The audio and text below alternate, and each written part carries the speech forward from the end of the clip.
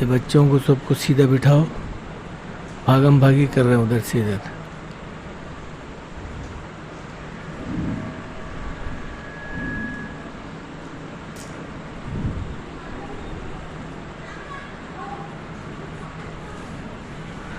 اعوذ باللہ من الشیطان الرجیم. بسم اللہ الرحمن الرحیم. قال تبارک اللہ تعالی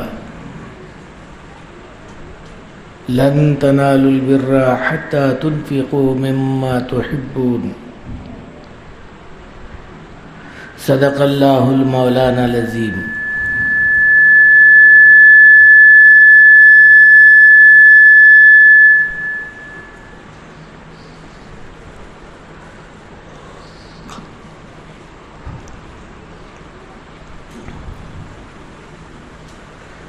ملک عراق میں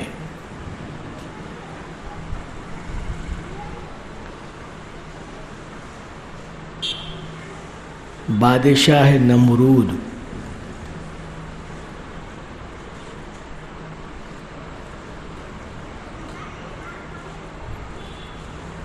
کا وزیر یا مشیر جس کا نام آذر تھا،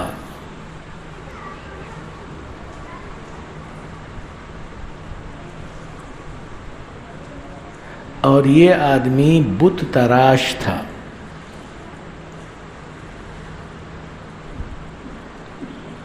پتھر کے مورتیاں بنا کر بازار میں بیچنا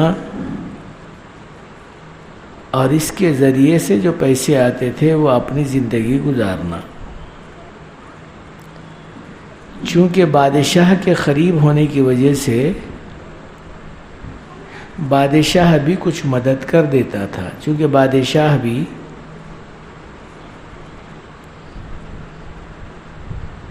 خدا کا دعویٰ کرنے والا تھا، وہ بھی بت پرست تھا، لیکن وہ بتوں کو نہیں مانتا تھا، اپنے آپ کو خدا کہتا تھا. چنانچہ آذر ایک مدبر آدمی تھا،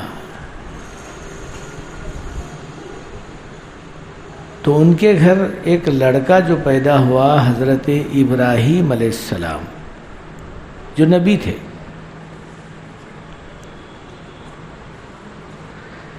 چونکہ باپ کی ان حرکتوں کو دیکھ کر نبی کا دل اللہ کی توحید سے روشن ہوتا ہے. دل میں یہ بات بار بار آتی اور باپ سے کہتے کہ ابا جان، یہ حرکت جو تمہاری اپنے زندگی گزارنے کا ذریعہ، یہ مناسب نہیں. تو باپ کہتا کہ بھئی کون سا ہم غلط کام کر رہے ہیں؟ ہمارے بتوں کو ہم تیار کر رہے ہیں، لے جا کے بازار میں بیچ رہے، اسی سے آمدانی کھا رہے ہیں. کوئی ناجائز، کوئی حرام وغیرہ، اس زمانے کی بات تو خیر اپنی جگہ پر. بہرحال ایک مرتبہ اپنے بیٹے سے کہا، یعنی حضرت ابراہیم علیہ السلام سے کہا کہ اے ابراہیم، اس بت کو لے جاؤ بازار میں بیچو، جو رقم آئے گی اس سے یہ سامان لا لینا.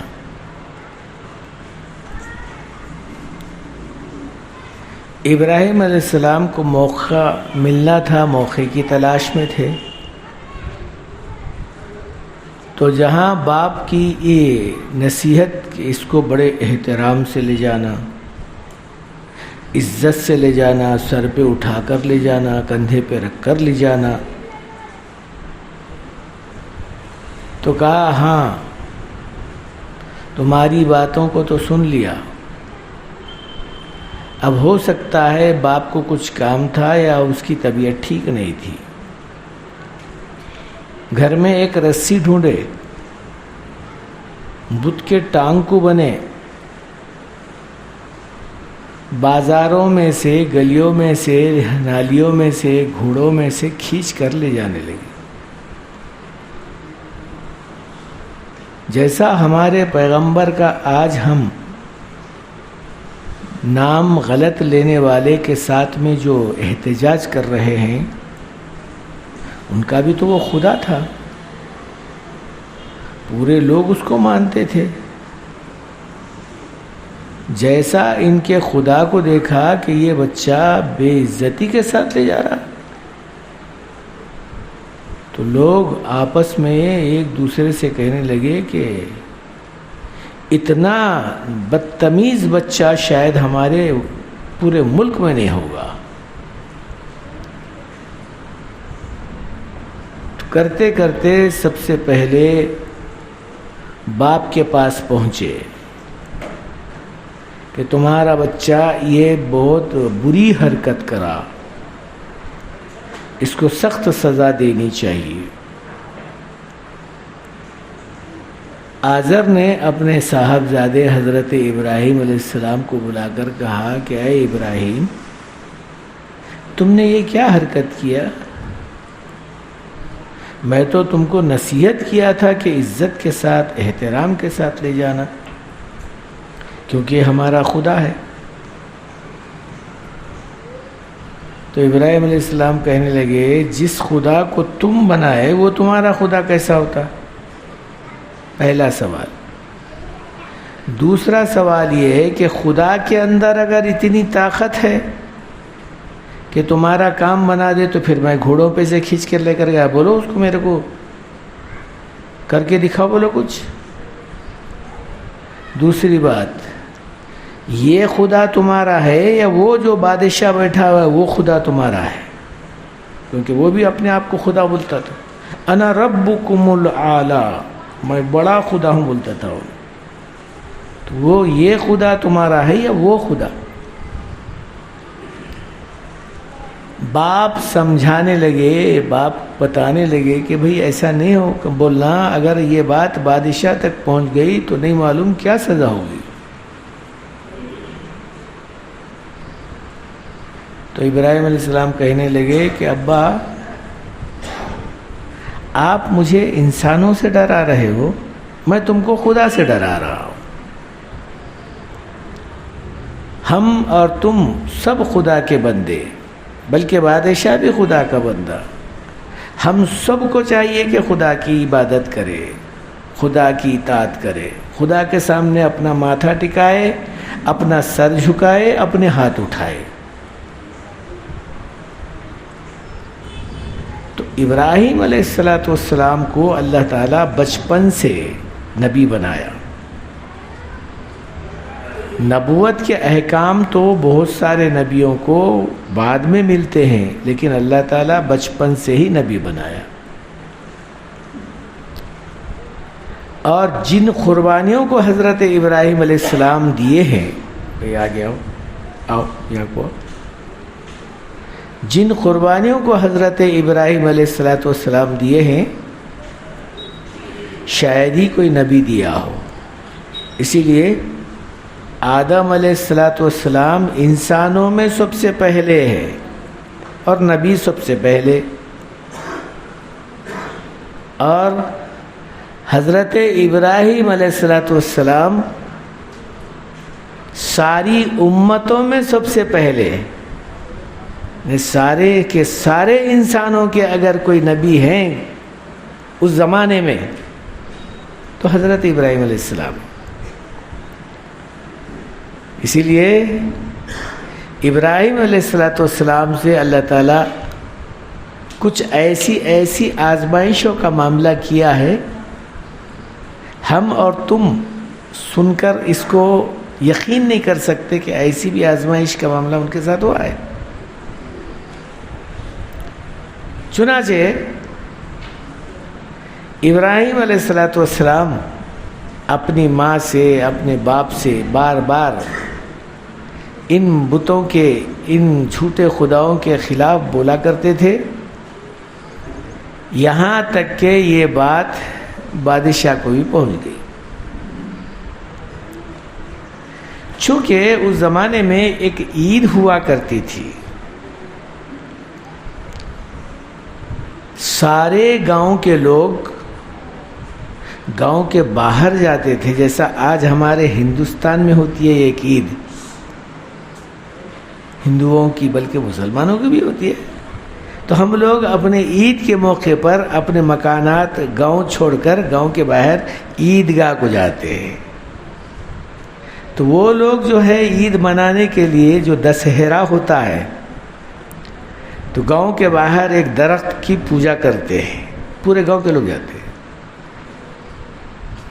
دیکھو یہ بچوں کو کوئی روکو، یہ بچے باتیں کر رہے ہیں۔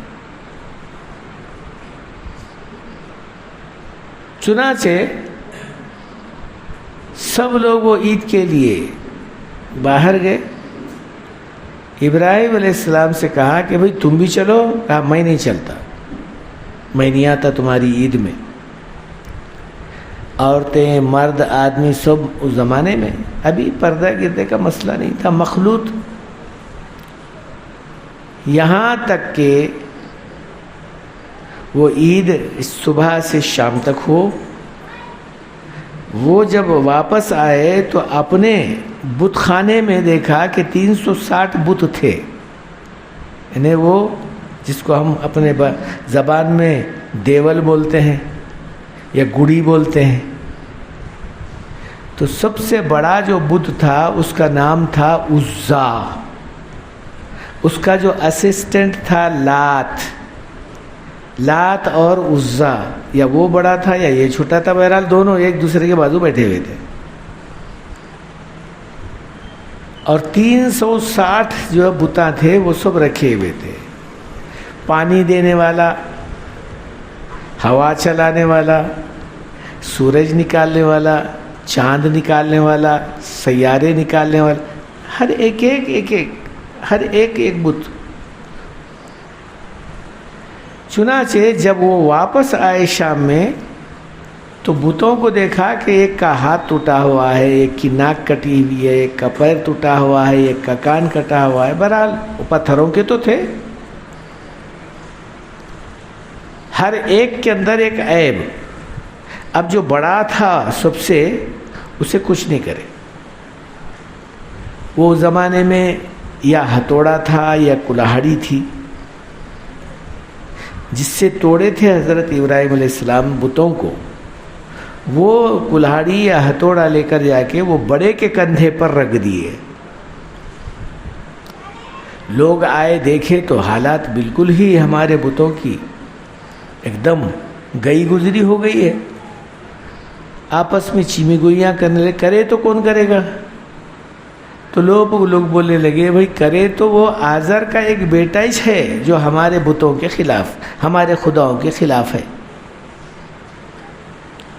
تو کہا آزر کی ماں، بیوی بھی، سب بھی جو ہے وہ عید میں گئے تھے، تو انہیں بھی کیوں نہیں آیا؟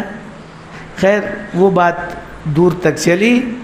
پھر جب حضرت ابراہیم علیہ السلام کو طلب کیا گیا، بلایا گیا، ابراہیم علیہ السلام آئے، پوچھا گیا کہ کیا بھئی یہ بتوں کو تو نے، یعنی ہمارے خداؤں کو تو نقصان پہنچایا؟ ابراہیم علیہ السلام کہنے لگے بھئی نقصان پہنچائے یا نفع پہنچائے، تمہارا بڑا جو بیٹھا ہوا ہے خدا، اس سے پوچھو، نفع نقصان کا دینے والا انہیں ہے نا تمہارا، اس سے پوچھو۔ تو اب بادشاہ اور بہت سارے جو مدبر زمانے کے، اس زمانے کے لوگ کہنے لگے کہ بھئی انہیں کیا بات کرتا، انہیں کیا بولتا، انہیں کیا دیکھتا؟ یہ سب ان کی زبان سے حضرت ابراہیم علیہ السلام سننا چاہتے تھے اور بلوانا چاہتے تھے، یہ لوگ بولتے رہے۔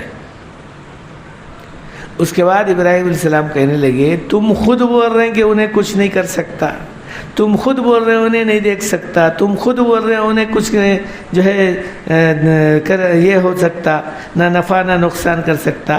ارے نادانو، جب نفع نقصان اس سے نہیں ہوتا تو بھلا بتائیے ایسے کو پوجا کرنے سے کیا فائدہ ہوگا؟ ایسے کی عبادت کرنے سے کیا فائدہ ہوگا؟ اب لوگ جب شرارت پر تلے ہوتے ہیں نا تو ان کو کچھ سمجھ میں نہیں آتا. ہمارے باوا کرے ہمارے دادا کرے تم نہیں کرتے کیوں؟ اب یہاں بھی چل رہا ہے. ہمارے باوا کرے ہمارے دادا کرے کیونکہ ان کے باوا جو ہے صحابی تھے, ان کے دادا نبی تھے شاید, ان کی مثال دیتے ہیں. ہمارے بابا بھی کرے ہمارے دادا بھی کرے تم کیوں نہیں کرتے؟ معلومات نہیں ہے بیچاروں کو, بولتے ہیں. ان کا برا بھی نہیں ماننا چاہیے, ان کو سمجھایا گیا ہے. ہاں اگر ان کو علم ہوتا تو وہ بات صحیح کرتے کہ کتابوں میں دیکھتے, بڑی کتابوں میں دیکھتے, حق والی کتابوں کو دیکھتے, یا اللہ کے مخصوص بندوں کی بات سنتے تو پھر وہ لوگوں کو کچھ بات سمجھ میں آتی. سنیں, نہ سمجھے, نہ پڑھے, نہ لکھے, بلکہ اپنے باپ داداؤں کے طریقے پر چلنے کا ان کا ذہن میں ایک معاملہ بیٹھا. اسی لیے کہاوت مشہور ہے, جس انسان کی عمر 40 سال تک جس چیز کے اندر چلی اور لگی 40 سال کے بعد اس کو سدھارنا مشکل کا مسئلہ ہے. پتھر پہ گھسنے کے بعد جیسا لکیریں پڑ جاتے ہیں اس کے دماغ میں ویسا لکیریں پڑ جاتے ہیں ان چیزوں کی. اب پھر وہ لکیروں کو مٹانا, پھر جو ہے اس کے اندر دماغ میں بھرنا, وہ اللہ ہی کا کام ہے, ہمارا نہیں ہو سکتا. اسی لیے فرمایا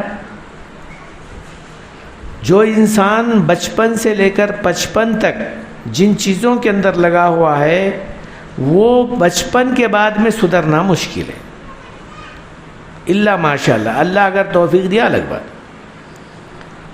بہرحال سارے لوگ حضرت ابراہیم علیہ السلام کی مخالفت میں اتر گئے اور بادشاہ تک بات پہنچ گئی. بادشاہ بولا کہ بھئی کیا کیا جائے, سب مشورہ کرو. سارے لوگ بیٹھ کر مشورہ کرے تو اس میں سے ایک آدمی نے کہا کہ حضرت اس کو ایسی سزا دینا کہ آنے والے لوگ پیڑھیوں تک یاد رکھنا, ایسی حرکت کوئی پھر نہیں کرنا. تو بادشاہ بولا کہ بھئی کیا کرنا؟ تو کوئی کچھ بولا, کوئی کچھ بولا. بہرحال ایک آدمی جو بولا وہ یہ کہ اس کو جلا کے راکھ بنا دینا اور اس کی راکھ سمندر میں پھینک دینا. لوگوں کو معلوم ہونا کہ ایسے کرنے والے کو ایسا ہی سزا دی جاتی ہے. اب بادشاہ تھا, وہ بھی معمولی نہیں تھا, ایک محلے کا کونسلر, جہاں دادا ہو رہا ہے ہمارا, ہم سب پوترے بن کر بیٹھے ہوئے, ہاتھ جوڑ کے ہمارا کام کر دیو صاحب. انہیں اپنا کام نہیں کر سکتا, تمہارا کام کیا کرے گا؟ ہم سب اس کے سامنے تھے. اللہ فرماتے ہیں ارے نادانو, جس کے سامنے تم ہاتھ جوڑ رہے ہو وہ تمہارا کام بنانے والا نہیں ہے, اس کا کام بھی میں ہی بناتا ہوں. اگر تم میرے سامنے ہاتھ جوڑتے ہوتے تو نہیں معلوم تمہارا کام کہاں سے کہاں تک پہنچ جاتا. چنانچہ بیچ میں ایک بات سامنے آئی. جس وقت فرعون موسیٰ علیہ السلام کا پیچھا کرا, موسیٰ علیہ السلام سامنے نکل گئے, انہیں پیچھے سے سمندر میں راستہ جب بنا تھا, راستے میں چلا, سمندر کا پانی مل گیا. فرعون کی فوج پوری کی پوری ڈوب گئی, مر گیا. موسیٰ علیہ السلام کو یہ بات معلوم ہوئی, جس کے دسترخوان پہ 30 سال حضرت موسیٰ علیہ السلام کھائے ہیں, 30 سال کی عمر تک فرعون کے پاس کھانا کھائے ہیں حضرت موسیٰ علیہ السلام.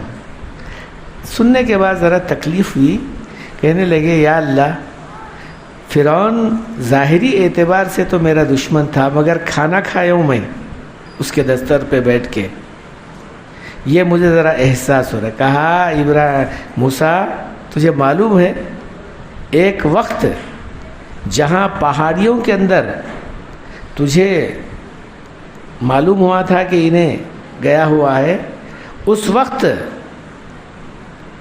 سارے لوگ پانی کے نہ ہونے کی شکایت کر رہے تھے.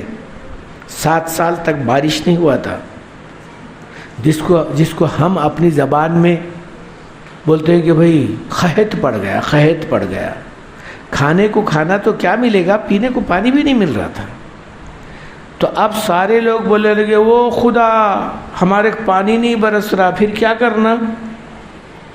تو یہ خدا مجبور ہو کر سارے لوگوں کو لے کر کہا کہ چلو دریائے نیل کے کنارے چلو یا دریائے قلمزم کے کنارے چلو. چنانچہ وہ دریائے قلمزم کے پاس گیا. وہ پہاڑی ہے، پہاڑی میں ایک غار ہے. سب کو ٹھہرا کیا، کہا کہ تم یہاں ٹھہرو، میں جاتا ہوں اندر، جا کے پھر تھوڑی دیر میں واپس آتا ہوں. اندر گیا، الٹے لٹک گیا، پیر اوپر سر نیچے کر کے لٹک کر کہنے لگا اے خدا تو ہی خدا ہے، تیرے سوا کوئی کچھ کر ہی نہیں سکتا. یہ کون بول رہا ہے؟ فرعون بول رہا ہے. فرعون جو خدا کا دعویٰ کیا تھا، انا ربکم الاعلی، قرآن میں موجود ہے، انا ربکم، میں بڑا خدا ہوں. وہ بول رہا ہے اللہ میاں کو، اے اللہ سب کچھ کرنے والا تو ہے، میں کچھ نہیں کر سکتا، لیکن آج میں تیرے سے سوال کر رہا ہوں، جو چیزیں مجھے جنت میں دینی ہے وہ یہیں دے دے، آگے کی بات تیرے ہاتھ. جو مجھے جنت میں ملنے والا ہے وہ یہی مل جائے. تو کہا میری عزت کا آج سوال ہے، اگر میں پانی نہیں برساؤں گا یا پانی نہیں آئے گا تو لوگ سارے کے سارے میری بے عزتی کریں گے. اب میری تو لاج رکھ لینا. جبرائیل علیہ السلام آ گئے، کہا کہ اچھا خدا کو خدا مان لیا؟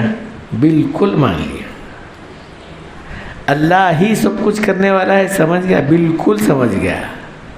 اور جبرائیل علیہ السلام بھی ایک اعرابی کی شکل میں آئے تھے، انہیں اصلی شکل میں کہاں دیکھ سکتا ہے. کہا کہ کتنا پانی ہونا تیرے کو، کتنا؟ اب 7 سال سے نہیں برسا تھا، کتنا پانی ہونا؟ کہا کہ جتنا خدا دے سکتا اتنا پانی. اب یہاں ہر بات میں خدا کی بات، ہر بات خدا. کہا کہ تو بول تیری زبان سے کہ کتنا ہونا، تو بول. تو کہنے لگا فرعون اتنا پانی دینا میرے سر کے اوپر سے جانا، میرے سر کے اوپر سے جانا. کہا کہ وعدہ پکا؟ ہاں. لکھے اے اللہ اتنا پانی دے کہ اس کے سر کے اوپر سے جائے. لکھے جبرائیل علیہ السلام نیچے فرعون کی دستخط بھی لے لی. کہا دستخط کر دی. جس وقت میں انہیں پانی میں ڈوب کے مر رہا تھا اس وقت میں جبرائیل علیہ السلام آ کر کہنے لگے یہ پانی تیرے سر کے اوپر سے جا رہا ہے، تو لکھا ہے اس میں، دیکھ ہم نہیں لکھے، تو خود لکھ کے دستخط کیا ہے. اے اللہ اتنا پانی دے کہ میرے سر کے اوپر سے جائے. یہ تیرے سر کے اوپر سے جا رہا ہے. بہرحال جب آدمی کسی چیز کے بارے میں ظاہری اعتبار سے دل میں بٹھا کر کام کرتا ہے تو 40 سال کے بعد سدھرنا مشکل ہے. یہ بات میں بتا رہا تھا. چنانچہ حضرت ابراہیم علیہ السلام کو جو مشورہ دیا گیا کہ بھائی آگ میں جلا دینا، اب یہ بادشاہ تھا انہیں، چلو انگار لگاؤ. اب لکڑیاں لائی گئی، انگار لگائی گئی. اب لکڑیاں بھی کتنے، بادشاہ ہے وہ بھی دنیا کا بادشاہ ہے. لکڑیاں جو لائے ہیں کتنے کی دور تک وہ لکڑیاں جمائے گئے. اس کے بعد جب آگ لگائے تو کافی دور تک اس کی بھاپ پہنچ رہی تھی. ایسا معلوم ہو رہا تھا یہ اس کے شعاعیں آسمان کو چھی رہے تھے. اب بادشاہ بولے اب ڈالو، یہ انگار میں ڈالو اس کو. لوگ بولنے لگے کیسا ڈالنا؟ زیادہ زیادہ ہم اٹھا کے پھینکے بڑی مشکل سے آدھا کلومیٹر نہیں 1 کلومیٹر جائیں گا، 10 کلومیٹر تک بھاپا آ رہی ہیں اس کے، جائیں گا کیسا وہاں؟ اب شیطان علیہ لانا آیا وہاں پر، کہا کہ وہ ترکیب میں بتاتا ہوں، تمہارے کو وہ ترکیب نہیں آتی تو وہ میں بتاتا ہوں. کہا کہ اچھا بتاؤ. گوپن بناؤ، گوپن جس کو وہ گلیل بولتے ہیں اپن، وہ بناؤ، اس کے اندر ان کو بٹھاؤ اور پھرا کے پھینکو، جا کے گر جاتے. تمہارے کو وہاں نزدیک جانے کی ضرورت بھی نہیں ہے اور انہوں جا کے گر جاتے. لوگ بولنے لگے واہ واہ واہ واہ، بڑا اچھا مشورہ ہے. جب گوپن بنا کے پھرانے لگے، جبرائیل علیہ السلام آ گئے. کہا کہ ابراہیم اب تو تمہارے کو آگ میں جانا ہے، اگر تم کہو تو تم کو ہم وہاں سے اٹھا کر لے جائیں گے. جیسا اب ذوالفقار علی بھٹو کو بولے تھے نہیں، ہم تمہارے کو لے جائیں گے، غائب کر دیں گے یہاں سے. تو ابراہیم علیہ السلام بولنے لگے ارے تم جو آئے ہیں میرے کو لے جانے کے واسطے، کیا اللہ میاں کی اجازت سے آئے کیا بغیر اجازت کیا ہے؟ کہ نہیں، اللہ کی اجازت سے آ رہا ہوں. اللہ میاں تمہارے کو بولتا ہے جاؤ لے کر آؤ بول کے، پھر اللہ میاں میرے کو کیوں نہیں بولے آؤ بول کے؟ تمہارے کو بولے میرے کو کیوں نہیں بولتا؟ یہ منظر اللہ میاں دیکھ رہا نہیں؟ اللہ میاں کی آنکھوں سے کیا اوجھل ہے؟ کہا کہ نہیں، اگر واقعی اللہ دیکھ رہا ہے اور اللہ ہی کے واسطے میں یہ کام کر رہا ہوں یا نبوت کی محنت کے اندر لگا ہوا ہوں، دین کی باتیں، اللہ ہی کی توحید کی باتیں کر رہا ہوں، اللہ سب کچھ کافی ہے میرے لیے، تمہاری ضرورت نہیں ہے. اب پھرانے میں اور ڈالنے میں کتنی دیر لگتی ہے؟ بڑی مشکل سے 2-4 منٹ 5 منٹ کی بات، پھرا کے ڈالنے میں. تو حضرت ابراہیم علیہ السلام کا اس وقت میں دل دماغ کیا بول رہا ہوگا وہ ہم اور تم سمجھتے ہیں، لیکن حضرت ابراہیم علیہ السلام نے کہا اگر واقعی خدا مجھ کو بچانا چاہے تو بچائے گا، ورنہ اسی آگ میں جل کر مر جاؤں گا تو کوئی فرق اس واسطے نہیں پڑتا کہ اللہ دنیا میں بھیجا ہے، مرنے کے واسطے تو مروں گا. دل کے اندر ایک رائے کے دانے کے برابر بھی کوئی فرق نہیں پڑا. جب پھرا کے جا کے اندر گر گئے تو اللہ تعالیٰ کی طرف سے حکم آیا یا نارو کونی بردم و سلام علی ابراہیم، اے آگ سلامتی والی ہو جا، ٹھنڈی کا نہیں ہے یہاں مسئلہ. ٹھنڈ بولے تو اتنی ٹھنڈ 0 پوائنٹ پہ آ گیا تو وہاں بھی مر جاتا آدمی. سلامتی والی ہو جا تاکہ میرا ابراہیم تیرے پاس آ کے سردی سے ٹھٹر نہ جائے اور گرمی سے جل کے بھن نہ جائے. سلامتی والی ہو جا. تو اب آگ ہے، اللہ کے حکم کے تابع ہے. چنانچہ جب کا جب اللہ تعالیٰ جل شانہ نے اس کی صفت یعنی جلانی کی صفت کو کھینچ لیا، حضرت ابراہیم علیہ السلام جا کر گرے. کہتے ہیں کہ 40 دن تک حضرت ابراہیم علیہ السلام اس آگ میں رہے. جب آگ میں پھر رہے تھے، یہ نمرود کی ایک بیٹی تھی، اس کا نام فاطمہ تھا. وہ دل ہی دل کے اندر حضرت ابراہیم علیہ السلام پر ایمان لا لی تھی، دل ہی دل میں، کیونکہ اس زمانے میں اگر ظاہر کرے تو مارتا تھا. چنانچہ وہ کہنے لگی کہ ابراہیم کو ہمارے ابا آگ میں ڈال دیے، ہمارے ابا کو جو ہے عقل نہیں ہے، بیوقوف ہے، ایک معمولی آدمی جس کے پاس کھانے کو کھانا نہیں ہے، یہ دنیا کا بڑا بادشاہ ایسی حرکتیں کر رہا ہے. جو بھاگی ہے وہ بھی آگ میں جل کر میں بھی ان کے ساتھ مر جاؤں. جب آگ میں جا کر گھسی تو آگ اس کے لیے بھی گلزار بنی. بلکہ کتابوں میں لکھا ہے جو بھی ابراہیم علیہ السلام کی محبت میں آگے بڑھ کر اس آگ میں گئے ہیں یا قریب گئے ہیں تو وہ آگ جلا ہی نہیں بلکہ گلزار بولتے ہیں چمن کو، چمن جیسا بن گیا. اور پھر آنے والوں کو وہاں سلامتی کا معاملہ ہو گیا. اب بادشاہ دیکھنے لگا کہ یہ انگار میں پھر رہے ہیں تو تعجب ہوا کہ بھئی یہ کیا معاملہ ہے، سمجھ میں نہیں آنے والی بات ہے. تو اب بعد میں لوگوں کے ذہن میں ایک بات آ گئی، وہ یہ ہے ابراہیم علیہ السلام آدمی معمولی نہیں ہے، یہ جادوگر ہے. لوگوں کو کچھ بھی سمجھ بھی نہیں آتا نا، کیا تو بھی اللہ نے یہاں پیسے خرچ کرنے واسطے جو محنت کر دیتا ہے، محنت کرتے ہیں بیچارے لوگ، مٹھی دھول پھکتے، پتھر پھوڑتے، زمین کھودتے ہیں تو اللہ نے کچھ دے دیتا ان کو، محنت کرتے ہیں. خزانہ ملیا رہے اسے خزانہ ملیا ہے، نہیں تو اتنے دن میں کیسا بڑھیا ہی نہیں خزانہ ملیا، کہاں تو بھی ملیا اسے. اب کچھ سمجھ میں نہیں آتا تو کیا تو بھی ایک الٹا الزام. چنانچہ ابراہیم علیہ السلام کے بارے میں یوں کہا کہ یہ جادوگر آدمی ہے، یہ جو ہے ہمارے حد تک نہیں ہے، یہ معاملہ کچھ عجیب ہے. جب 40 دن گزر گئے، ابراہیم علیہ السلام آگ سے نکل گئے تو پھر ان کے ماننے والوں کی تعداد زیادہ ہو گئی. جو ماننے والے پہلے تھے ان سے کہیں تعداد زیادہ ہو گئی. تو ابراہیم علیہ السلام عراق میں ایک شادی کرے. اس شادی کی جو عورت تھی اس کا نام تھا سارا علیہ السلام، وہ بھی نبی تھی، بہت خوبصورت عورت تھی، دیندار عورت تھی. ابراہیم علیہ السلام اس سے شادی کرے لیکن کافی عمر تک حضرت ابراہیم علیہ السلام کو اولاد نہیں ہوئی. بعد میں یہ جو ملک کا جو بادشاہ تھا یا وہاں کا گورنر تھا، تنگ کرنے کی وجہ سے عراق چھوڑ کر ملک شام کی طرف آ گئے. عراق چھوڑے ملک شام کی طرف آ گئے. ملک شام میں بھی ان کو زیادہ دن رہنا نہیں پڑا بلکہ وہاں پر بعض لوگوں نے لکھا وہاں پر، بعض لوگ کہتے ہیں کہ فلسطین میں ہوا. تو وہ وہاں کا جو گورنر تھا یا بادشاہ تھا یا وہاں صوبے کا آدمی تھا، اس کے پاس ایک عورت تھی یا اس کی بیٹی تھی.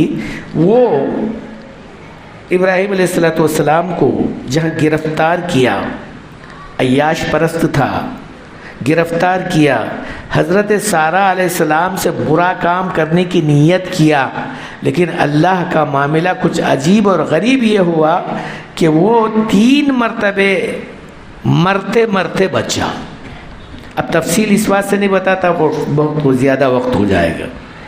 اب انہیں بولا کہ بھئی یہ میری بیٹی بھی ایسی دیوانی ہے، یہ بھی ایک دیوانی قسم کی میرے گھر میں آئی ہے، بہتر ہے یہ دونوں کو گھر سے نکالے تو میری جو ہے طبیعت اچھی ہوگی، ورنہ میری طبیعت بار بار بگڑ رہی ہے. جیسا نیت میں فطور پڑا فوراً ہاتھاں پیرا گر جاتے تھے، نیچے گر جاتا تھا. پھر کہتا تھا ارے اللہ کی بندی تو دعا کر میرے واسطے، شاید تیری جو ہے بد دعا کی وجہ سے میں گر گیا، میں مر جاؤں گا. تو حضرت سارہ علیہ السلام دعا کرتی تھی. بہرحال 3 مرتبہ جب وہ اٹھا تو کہا کہ توچ نہیں بلکہ یہ میری بیٹی بھی ہے، اس کو بھی لے کر جا. بعض نے کہا بیٹی نہیں تھی، باندھی تھی. بہرحال کچھ نہ کچھ ہو، حضرت اس کا جو نام تھا وہ ہاجرہ تھا. تو حضرت ہاجرہ علیہ السلام سارہ علیہ السلام کی خدمت کے لیے کیا تھا یا اپنے ساتھ میں لے کر سیدھا حضرت ابراہیم علیہ السلام کے پاس پہنچی، جو ملک عراق سے نکل کر ملک شام میں آئی تھی. ان کو ایک طرف اور یہ ایک طرف تھی. جب اللہ بھی یہاں دونوں کو ملایا تو کہا ارے تو ایک گئی تھی، کہا اللہ ایک کے بارے میں تم صبر کیے تو اللہ 2 دے دیے، کیونکہ اولاد نہیں ہوئی تھی.